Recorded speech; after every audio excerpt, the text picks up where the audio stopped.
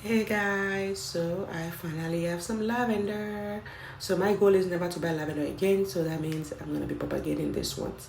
So I'm doing 3 different methods. One, I will be using a rosin hormone, which is an hormone to help your plants get root faster.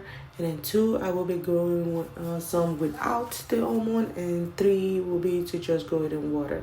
So in this video, I'm just doing 2 steps.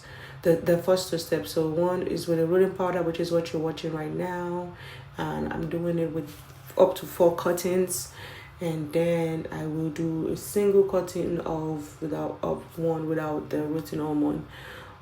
Whenever you do your cuttings, just make sure that you're not cutting the plant with the bloom with the flowers on it. You just want to cut the ones without the flowers.